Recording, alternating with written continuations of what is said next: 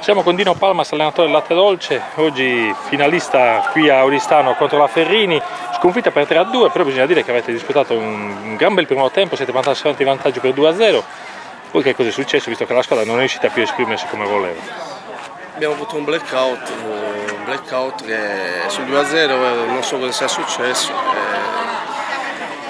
Abbiamo preso gol al fine del primo tempo e ci ha condizionato tutta la seconda parte della partita. Forse ci ha un po' intimorito, però devo fare gli elogi alla Ferrini che ha disputato una grande finale. Anche noi abbiamo iniziato bene, però poi ci siamo persi in cammino, forse siamo illusi che poteva essere finita e quindi niente, è andata male, è il secondo anno che... Ecco, hai provato anche a fare qualche cambio, a cercare insomma, di muovere l'acqua, però la sensazione è che proprio la Ferrini avesse quella voglia di vincere, quella determinazione su ogni pallone che poi ha fatto la differenza. È vero, loro avevano più fame di noi, credo che magari, non lo voglio dire, però magari i nostri ragazzi si sono trovati su 2-0 e si sono appagati di questo 2-0 e invece non è così, purtroppo il calcio ti dice che le partite vanno giocate tutte, non sono più riuscito a metterla nei binari giusti. Mi dispiace per i ragazzi, però sono contento dell'annata che hanno fatto.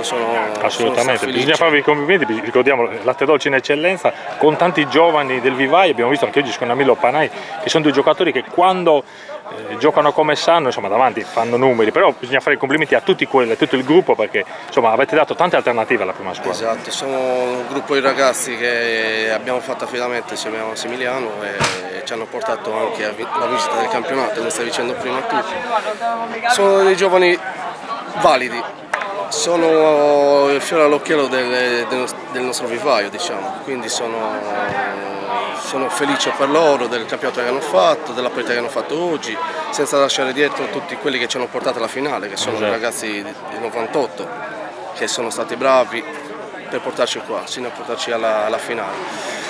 La finale purtroppo è una finale e quindi bisogna accettare anche il risultato. Ecco, ultima cosa, Dino Palmas è stato un bomber di razza dei Campi Sardi, che cosa l'ha portato a sposare questo progetto del Latte Dolce?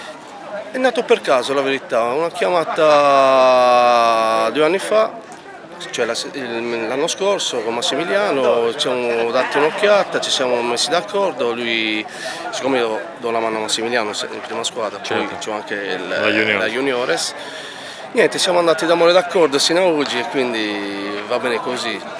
Spero che questo risultato non mi faccia cambiare idea per il prossimo anno, però, perché sono un po' deluso, la verità. Perdere 2 finali di seguito non è bello, non è bello, la verità. Benissimo, noi comunque ringraziamo Dino Palmas, complimenti a te e al Latte Dolce per quello che avete fatto sia con la prima squadra che con la Juniores, al di là ovviamente del risultato della finale, in bocca al lupo per il futuro a questo punto. Grazie.